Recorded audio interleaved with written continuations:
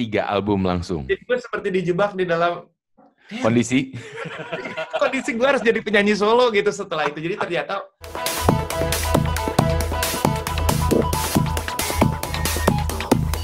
saatnya obrol-obrol banget sama Marcel Siahaan.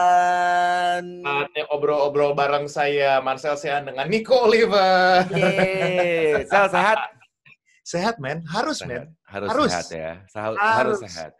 Jadi The new pertanyaan, normal. nah itu dia pertanyaan gue. What about the new normal in your life right now? Sebelum kita ngobrol panjang nih. Yes, the new normal. Menyenangkan sih, nggak tahu ya, Nick ya. Mungkin ini akan menjadi sebuah kontroversi ketika gue ngomong ini di tengah semua orang lagi dalam keadaan kondisi yang fluktuatif ya, nggak menentu gitu, semuanya dalam, ada yang panik, ada yang nggak peduli, ada yang apa. Tapi buat gue bersyukur sekali sih dengan sebuah fakta normalisasi baru ini gitu ya, dengan PSBB dan segala macam. Karena pada akhirnya gue menemukan lebih banyak faedahnya gitu buat gue sendiri. Mungkin sorry kalau ini jadi terdengar seperti agak selfish gitu, tapi ya itu yang gue rasa. Gue juga nggak bisa bohong gitu kan. Dan kita ngobrol sekarang ini kan juga tujuannya untuk lo sebenarnya pengen tahu gitu kan secara pribadi. Gue sebenarnya apa yang alami sih gitu kan. Dan gue sama menikmati ini gitu. Ternyata gue kan dari dulu selalu bilang bahwa I am a homey person. Gue orang yang suka di rumah sebetulnya. Makanya semua peralatan di rumah ini, bahkan gue sekarang ngobrol sama lo di dalam studio gue gitu. Studio yang memang suatu tempat gue untuk bisa main drum, bisa explore, main musik, rekam sini, rekam sono gitu ya. Ini tempat gue gitu ya. Dan di luar sana ada peralatan untuk bela diri, ada Mokyancong untuk Wing Chun dan segala macam. Semua di rumah. Buat gue rumah tuh kayak sentralnya gitu semuanya gitu. Makanya gue juga bisa berani bilang bahwa ya gue melakukan sesuatu di luar apapun itu semuanya untuk gue kembalikan lagi ke rumah karena source-nya di rumah. Source-nya di rumah, dan emang ketika kita sekarang harus berada di rumah, itu yang membuat kita nyaman. Betul, jadi gue sejujurnya gue kayak diulang tahunin sih. Jadi gue nggak, gimana kalau ditanya, lu gimana sih, menderita nggak lo? Menderita ketika gue berpikir dan bertindak sebagai Marcel Siahaan yang juga leader sebuah tim, Marcel Siahaan yang juga seorang performer, teman band, performer, gitu kan? Itu gue jadi sesuatu gitu. Itu jadi sesuatu yang selalu akan jadi pikiran gue gitu ya. Bahwa ya ini kan akhirnya ada koneksi-koneksi dengan banyak hal di luar sana gitu. Tapi lepas dari itu gue bisa konsentrasi sama diri gue gitu. As an individu ya. Iya, gue jadi bisa lebih tahu banyak tentang my purpose of life gitu sejujurnya. Dan bahkan tambahan-tambahan skill dalam kehidupan ya. Oh iya, jelas. Alat musik udah menguasai kan? Alat musik. Lo jangan bilang menguasai, men. Kalau menguasai itu berat. Alat musik itu berat. Alat musik minimal bisa dimainkan. Minimal kalau dikasih, gue nggak bengong gitu sekarang. Ngerti nggak? Minimal kalaupun gue nggak bisa maininnya, gue ngerti bahwa itu chord ini, itu chord ini, gitu kan. Ini misalnya, ini larinya harusnya ke sini, isinya ini, gitulah. Minimal gitu. Tapi kan memang, nah kenapa gue ngomong alat musik, sebenarnya orang tahu lo as a drummer, dong. As a singer and also as a drummer. Orang mungkin nggak paham kalau seorang Marcel Siahaan itu selain bisa menyanyi, selain bisa drum, sebenarnya untuk alat-alat musik lainnya itu dia agak-agak PR untuk menguasainya. PR banget. Ya kan? Yes. Tapi perjalanan karir lo dalam musik pun sebenarnya bisa dibilang diawali dari drum kan. Waktu itu lo bergabung sama Pupen. Udah gitu Pupen itu kemudian bisa dibilang menjadi salah satu band underground terkenal lah, Sel. Pada masanya ya, pada masa itu bahkan dibilang sebagai salah satu pioneer dari pergerakan independen ya. Waktu itu nyebutnya sih bukan, kalau sekarang kan indie ya. Dulu kita nyebutnya DIY, independent DIY itu do it yourself. Totally we're doing it ourselves gitu. Bukan gitu. Tapi kemudian somehow lu terkenalnya malah sebagai penyanyi pop ballad. Yes. Ballad pula. Padahal satu album itu lagunya macam-macam loh, nggak ballad semua. Iya, padahal sebenarnya itu. Iya, meskipun sebenarnya di awal karir lo dengan Shanti ketika booming, dibilang ballad juga enggak kan? itu medium upbeat sih. Medium upbeat, bahkan kalau kategori gue pop disco. Oh iya. Kan pop disco. Emang masih kepake ya disco ya? Ketahuan tua. Sekarang udah synth wave, Pak, namanya. Oh ya, wave. Oh, ya maaf, kita kan angkatan 90-an ya. Synth wave. Oke. Gua mau sama aja, itu orang mau bilang di YouTube rilisnya adalah video lirik, music video, tetap gue bilangnya video klip, nggak peduli. Buat gue itu kategori yang gue pakai. Iya, boleh. Yang penting pakai P apa ya? Yang penting pakai P, jangan pakai F. Jangan pakai F, nggak enak soalnya. Bukan video klip, bukan ya? Bukan. Dasar urban, orang Bandung mah. Orang Bandung. Tapi, Sel, gini, Sel. Ya, lu hanya memuji Booming di 2002. Waktu itu pas konser 17 tahun lu juga lu sempat cerita bahwa itu adalah sebuah faktor ketidaksengajaan. Oh iya, banget. Lu cerita bahwa sebenarnya lu awalnya itu sebagai pengisi apa ya istilahnya tuh kalau dalam dunia rekaman itu apa konavigasi apa istilahnya? Pengisi apa ya? Lagunya diperdengarkan, lu ngisi, abis itu akhirnya lu malah dipilih, oke lu aja yang sekaligus ini kan? Jadi gini ceritanya ya, kalau gue cerita sedikit. Jadi pada saat itu, ini dari gue dulu, gue waktu itu sekitar tahun 2001-2002 ya, itu gue niatnya adalah gue mau lanjut sekolah nih. Ya. Jadi gue waktu itu memang sengaja kuliah gue beresin dulu, nilai-nilainya gue pasin dulu, gue bikin sesuai IPK aman, baru gue skripsi. Jadi setahun terakhir itu gue skripsi doang, nggak ngapa-ngapain. Cuman skripsi doang, 6 SKS tuh gue skripsi 1 tahun terakhir. Memang gue dedikasikan tahun itu. Supaya apa? Pertimbangan gue, plan gue. Supaya gue bisa ngeband. Gue bisa ngeband dengan tenang. Gitu. Kalau kemarin kan gue masih sambil mikirin kuliah, harus mata kuliah yang lain gue harus benerin segala macam. Nah gue capek tuh. Udah kan waktu itu kan zaman itu kan gue lagi gimana caranya berusaha ngebuktiin sama bokap, karena bokap yang benar-benar wanti-wanti gue untuk sekolah lo harus beres ya, awas lo harus hukum masuk karena dunia hukum, apapun itu yang penting sekolah harus beres gitu. Dia pun nggak peduli gue mau main musik sampai sejauh apa, dia nggak peduli gitu pada saat itu. Dia pada dasarnya dia nggak suka gue main musik. Dia pengen gue jadi apapun yang ada hubungannya dengan akademik lah, apapun itu ya sekarang jadi hukum ya, masuk di fakultas hukum otomatis dia pengen gue jadi lawyer, jadi advokat gitu. Kan? Ya udah, jadi akhirnya gue pada saat itu pokoknya udah niat gue harus lanjutin sekolah. Gitu. Makanya tapi gue pengen ngeband. Makanya udah deh, tahun itu 1 tahun gue skripsi, jadi biar santai ngeband sambil gue cari-cari channel gimana caranya untuk cari beasiswa atau apa gitu kan ya. Udah tuh. Ya, terus pada waktu itu kan gue masih bergabung di Glorify, The Lord Ensemble waktu itu. Ya kan? Paduan suara.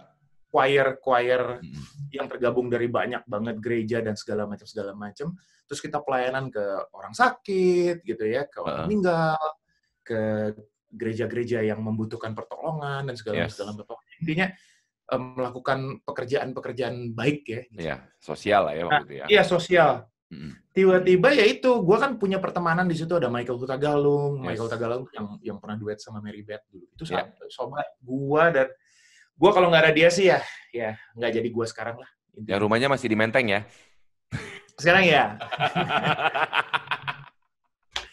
Udah, intinya gara-gara dia ini gue sering jadi ngelihat sebetulnya gimana, karena gue kagum sama dia, gue kagum dengan suara dia, dengan cara dia bernyanyi, dengan referensi musik dia, pokoknya gue Michael gitu kan ya.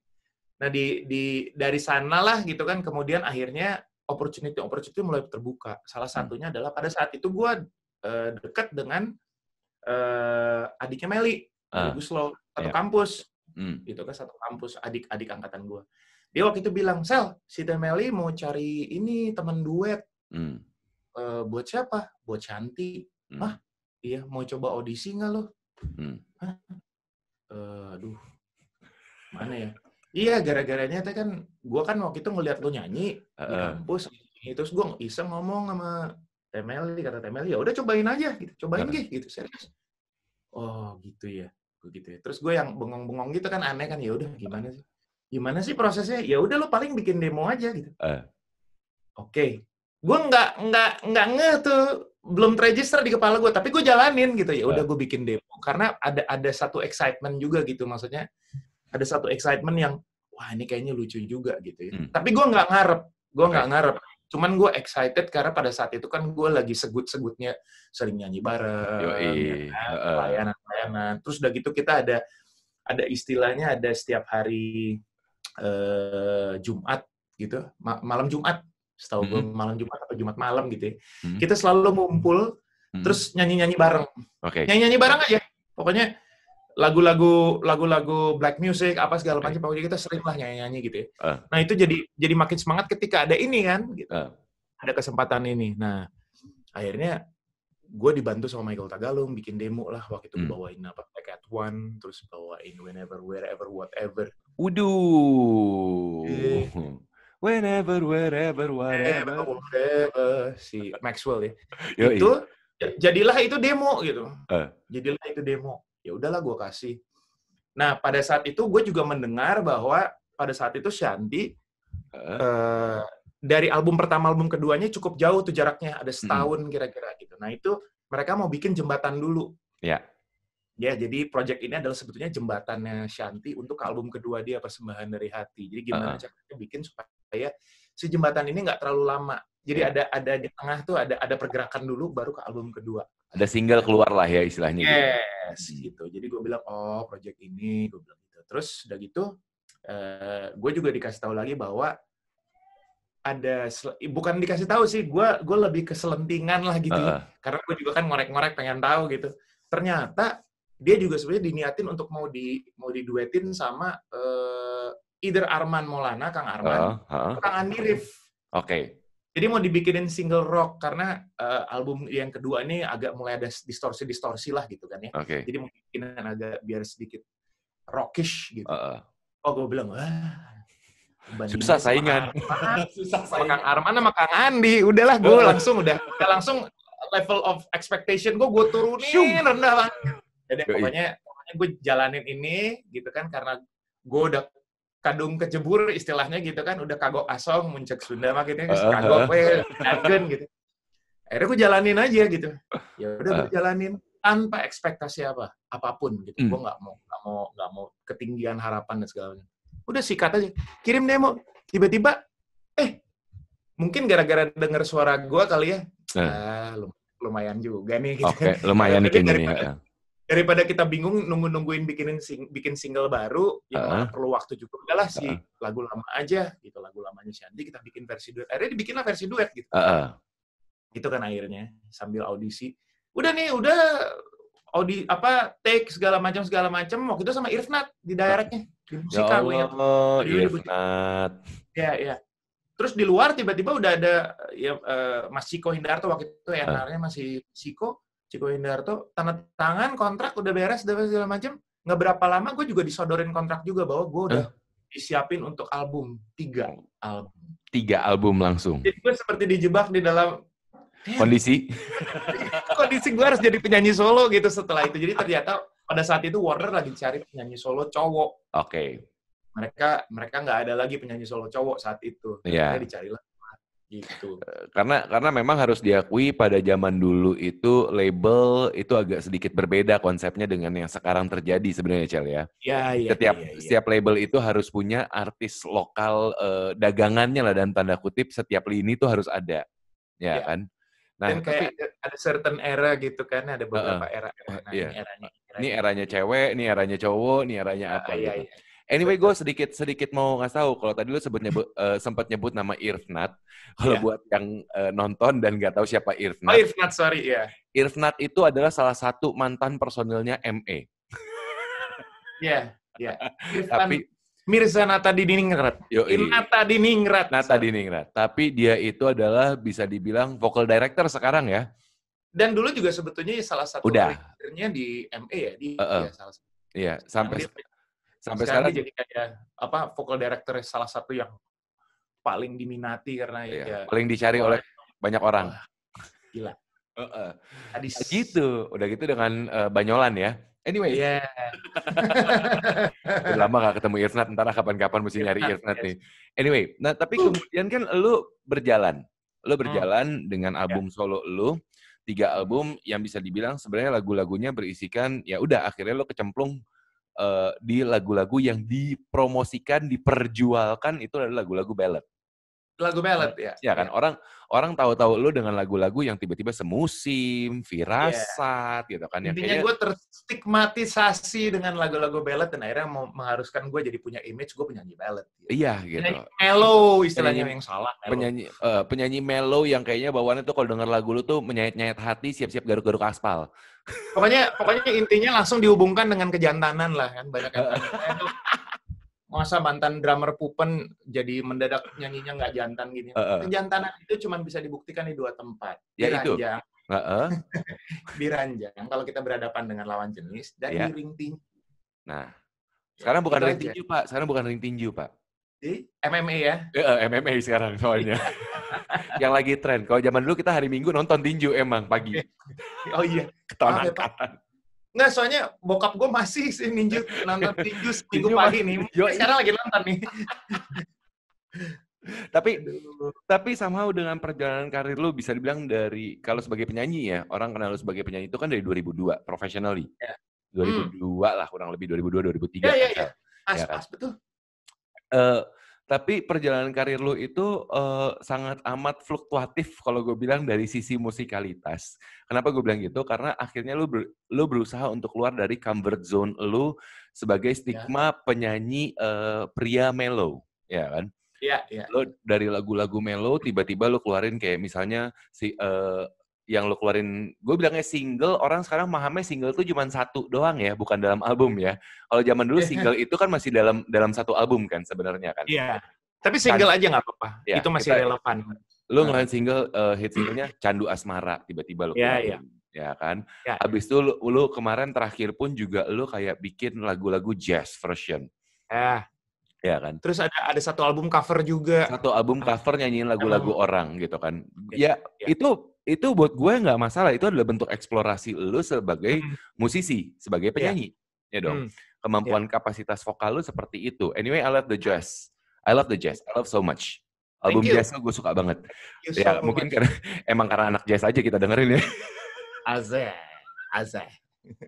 Describing yourself as a musician. Ya kan? Gue tahu ini agak susah. Tapi sebenarnya alirannya seorang Marcel Siahaan tuh apa sih? Gua itu dari kecil, rezeki gue, bisa dibilang nih rezeki gue. Gue bukan terakhir dari keluarga yang profesional di bidang musik. Tidak ada satupun profesional musik di rumah gue. Gitu ya. Yang ada adalah mungkin semi profesional karena dulu kakek gue dan nenek gue juga ketemu ketika mereka masih di zaman-zaman pacaran di Belanda dulu, yang satu kuliah di Rotterdam, satu kuliah di Leiden gitu kan, satu ngambil hukum, satu ngambil psikologi. Ya mereka dulu bertemu juga di dalam rangka, ya zaman dulu lah ada Yong Yava, Yong Luka, segala macam ya. Ya akhirnya, ya otomatis kan ketika mereka menjadi mahasiswa yang merantau ke luar negeri, mereka kan biasanya harus punya kayak self-ability gitu, kayak hobi. Perkumpulannya mereka hobi. Ya. Nah, dan nenek gue pada saat itu adalah instruktur piano memang. Dia pemain piano. Kakek gue pemain ukulele, pemain gitar gitu ya. Terus ya pokoknya penikmat musik yang cukup mumpuni sebagai penikmat musik. Cuman tidak ada yang memang profesional. Ya, ini dari keluarga nyokap ya. Ini gue bicara dari keluarga nyokap. Keluarga bokap bisa dibilang sama sekali nggak ada yang profesional gitu. Walaupun ternyata akhirnya kebongkar juga bahwa ternyata bokap gue pernah main band waktu SMA. Iya. Cuman dia nggak mau ngomong. Karena kalau dia ngomong, nanti itu jadi alasan gue untuk ngebalikin ke dia. Tuh, lu aja ngeband kan? Masa lu parah gue ngeband? Dia nggak mau ngomong. Sebenarnya dia bisa bilang, main band itu kan cuma buat hobi, nggak profesional, nggak dibayar gitu. Iya. Betul. Tapi ya itu kembali lagi ini masalah mindset ya, mindset. Cuman kembali lagi, rezeki gue itu ya itu. Jadi gue banyak sekali dapat referensi musik dari orang-orang tua gue gitu, tetua-tetua gue di rumah gitu. Termasuk bokap gue sebetulnya. Bokap gue itu referensi musiknya juga sedap-sedap gitu zaman dulu ya. Gue dengerin Chicago, gue dengerin Rolling Stone, gue dengerin The Beatles, gue dengerin kalau dari kakek gue dengerin kayak Shirley Bassey, Selena Jones gitu, terus Dinah Washington, Frank Sinatra, Nat King Cole, ya. Terus kalau Oma dulu ya, Oma dia dengerin klasik ya, banyak dengerin klasik. Tapi memang itu jadi kalah pamor sama kakek gue gitu ya. Kakek gue kan main jazz, dengerin apa. Dan nenek gue juga demen. Mungkin mereka jatuh cinta juga gara-gara itu. Iya ya. Terus om gue yang juga seorang sekarang masih jadi dosen Fakultas Hukum Universitas Parahyangan gitu ya.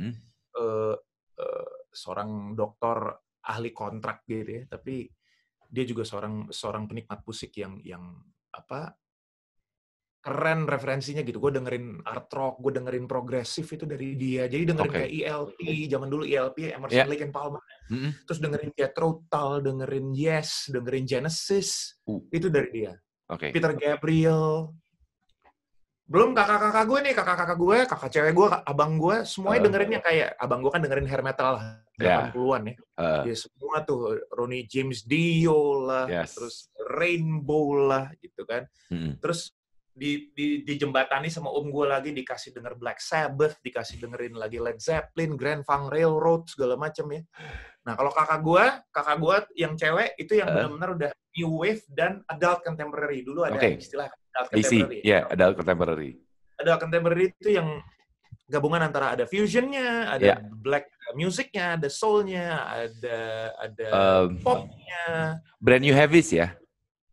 Brand New Heavies. Brand New Heavies jadinya bukan sih. Brand New Heavies. Soul band, itu lebih ke soul band. Apa ya? Kayak Incognito. Incognito juga kan enggak. Dulu sempat ada istilah kan acid jazz, padahal itu semua nama label kan, nama label acid. Dan mereka pada nggak terima kan, dibilang mereka band acid. No, kita soul band. Gitu. Ya Incognito dulu bilang begitu.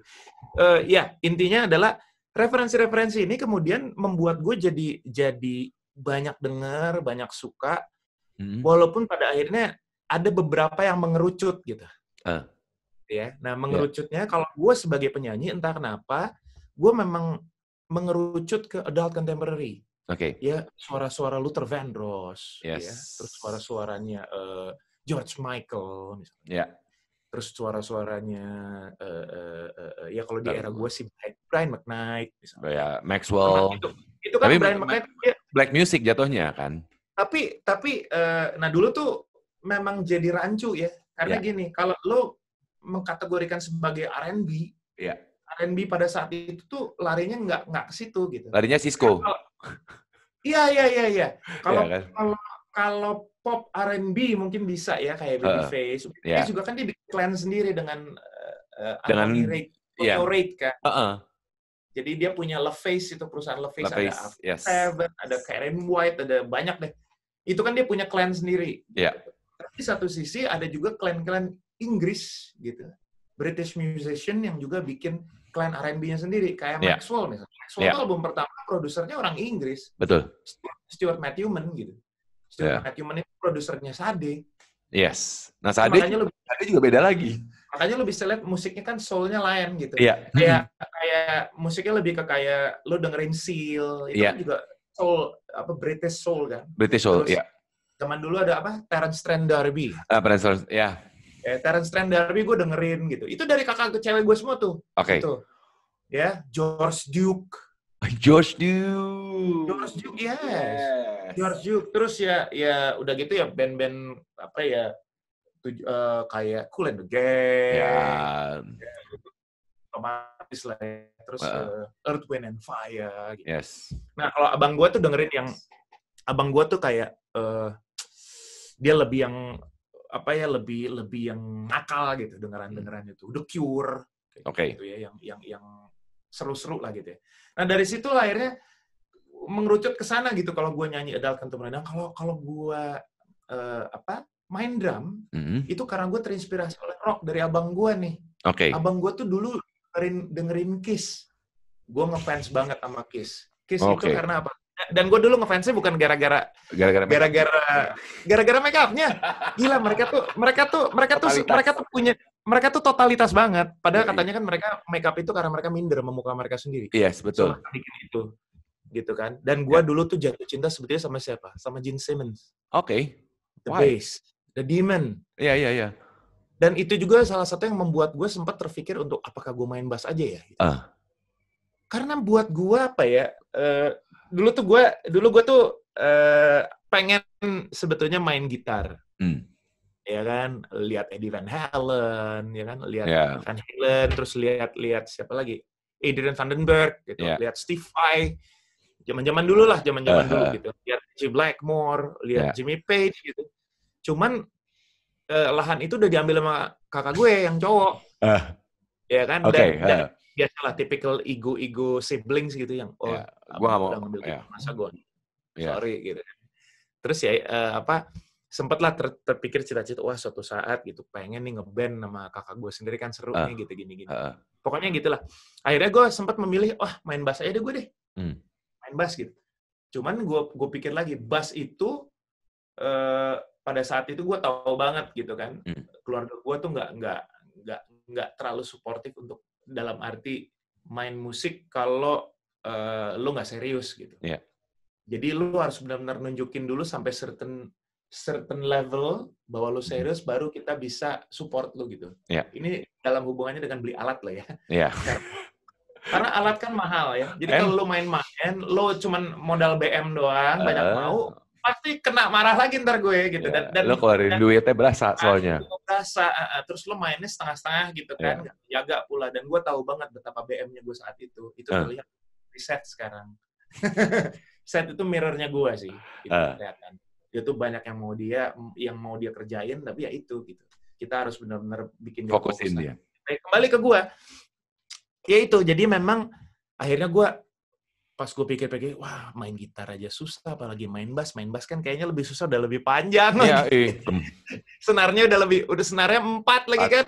Wah senar 4 biasanya makin sedikit makin susah mainnya. Akhirnya udah deh, gue mundur gitu kan. Akhirnya gue main drum gitu. Drum itu gara-gara gue dulu pas SMP anak skate. Gue main skate di Taman Lalu Lintas. Asik, anak Bandung nih, Taman Lalu Lintas. Jalan 5 menit dari rumah gue, belakang rumah gue itu kan. Udah gitu kan.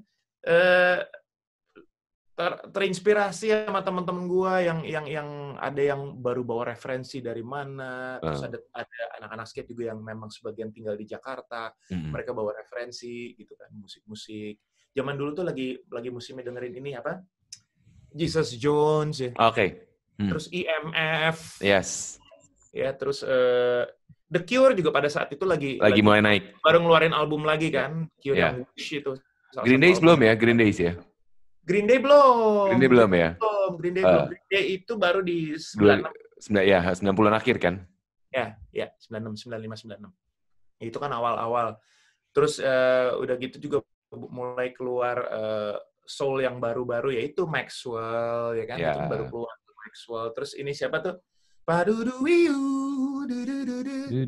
Apa? There's nothing like this. Bukan Eric Benet. Omar. Iya, bukan. Omar baru keluar kayak gitu-gitu. Ya, jadi yang banyaklah berkecamuk. Akhirnya gua menetapkan, wah, gue pengen ngeband sih gitu, ngeband. Terus kayak gitu dulu, momennya adalah ketika Sepultura datang. Juli 92. Sepultura datang. Mereka baru rilis album Arise. Itu album Arise sesuai dengan namanya ya, Arise gitu. Album phenomenal album itu ya. Nah, dulu pas gue mau nonton, gitaris gue tuh, gitaris Pupen, Robin Malau dulu kan. Kita bareng karena dia sebetulnya mainnya sama abang gue. Dia mungkin pengen lah ngeband sama abang gue gitu kan. Cuman abang gue pada saat itu, ayo abang gue sibuk dengan kesibukannya sendiri. Akhirnya dia malah, mungkin karena, udah deh, akhirnya iseng-iseng dia ngomong, udah kita ngeband aja yuk. Manggil gue Kiki kan, Ki, ngeband. Ngeband lah. Gitu. Sambil main skate, ayolah ngeband gitu. Pas kebetulan gue juga mau les di Purwacaraka gitu, main drum gitu kan, SMP. Ya udahlah gitu. Ya kan, udah. Terus kita mau nonton Sepultura. Kalau nggak salah Robin, dia nggak dapet tiket. Kalau gue udah otomatis dong jawabannya apa? Tidak. Iya kan? Iya. Pokoknya kita pada saat itu frustrasi banget. Gila mau nonton Sepultura nggak bisa gitu kan, padahal pengen nonton gitu. Udah frustrasi. Akhirnya udah dari kefrustrasian itu akhirnya kita bikin band Pupen. Makanya Pupen ulang tahunnya kan 8 Juli 92. Itu kan 2 hari kan, Sepultura datang tanggal 7 sama tanggal 8. 8 Juli 92 adalah ulang tahunnya Pupen. Karena sebenarnya gara-gara gagal nonton Sepultura. Jadi Pupen itu bintangnya Cancer. Tetap horoskop ujung-ujungnya. Ya gitu. Dari situlah akhirnya mulai berjalan sambil terus membuktikan sekolah, kuliah dan segala macam sebenarnya gitu. Oke. Nah, tapi kemudian akhirnya bisa dibilang sekarang pun lu juga banyak sekali aktivitas yang berhubungan dengan musik ya, Sel. Ya. Sing Minded juga kemarin baru rilis ya? Yes. Ya kan? Baru rilis dan baru rilis lagi juga remix-nya. Salah satu remix-nya gue juga yang bikin. Itu kerjanya di rumah masing-masing? Iya. Yes. The new normal. Welcome to the new normal. Welcome to the new normal.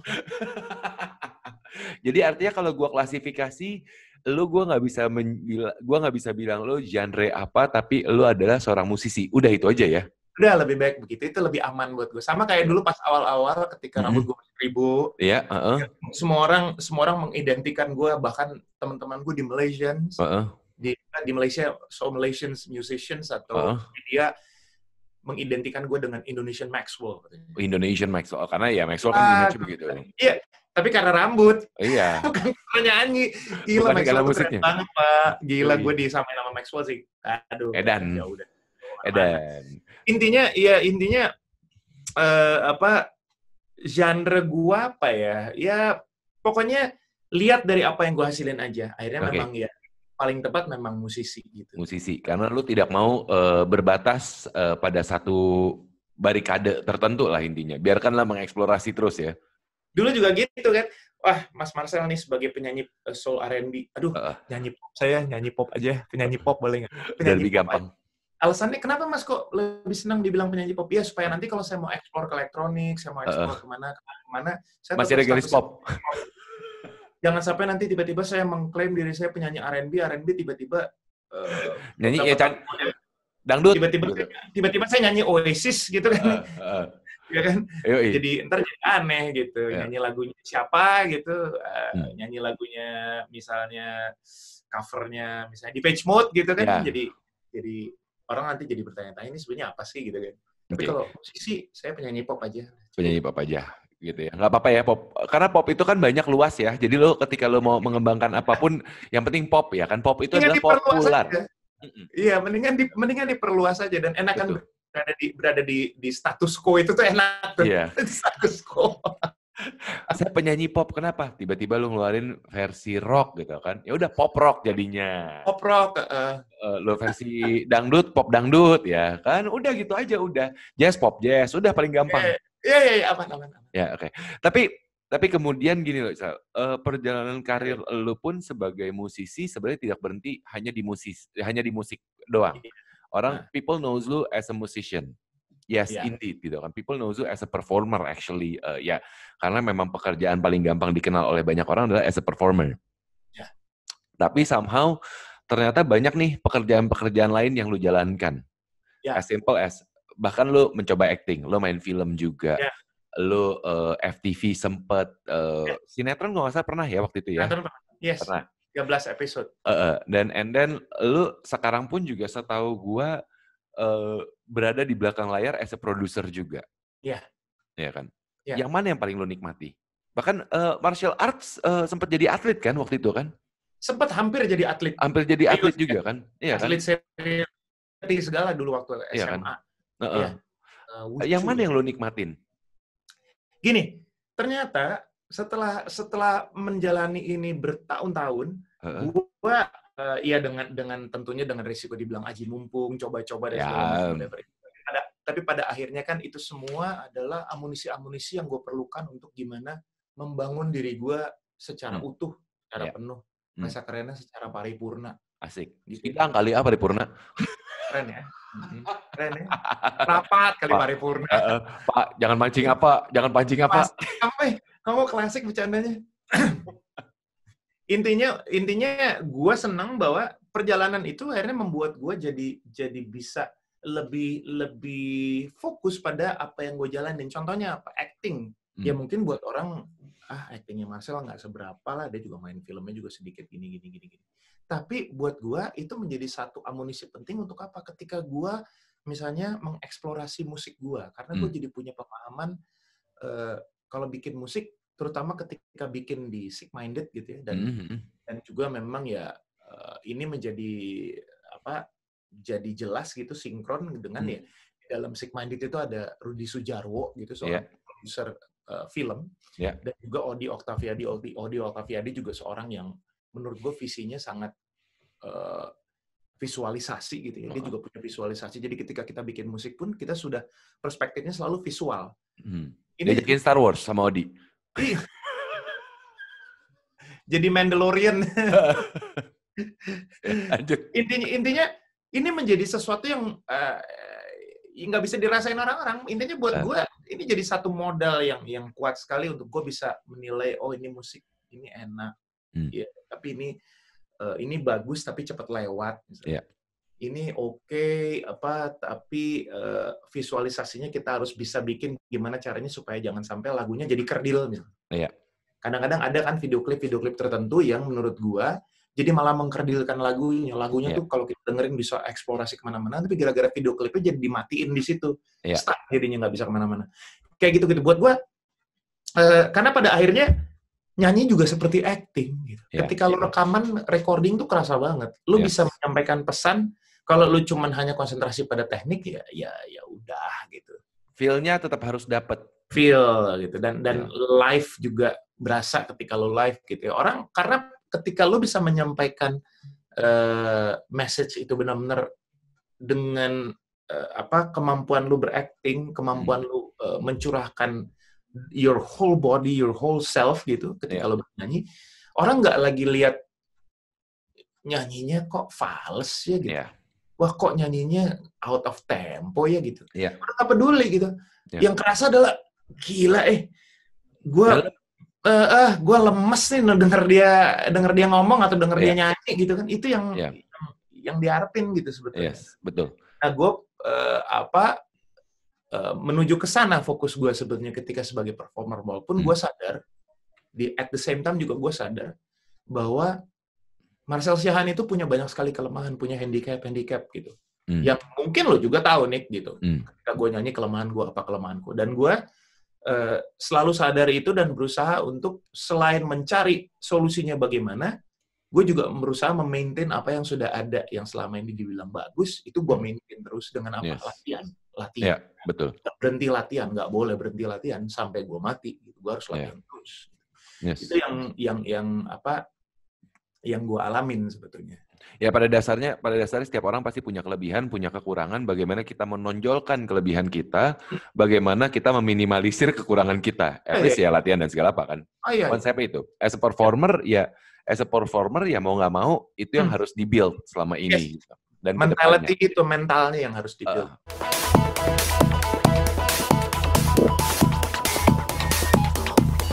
Ini jadi satu kayak semacam kontradiksi ya ketika gue ngomong, wah dia sensitif, dia pasti jadi rocker.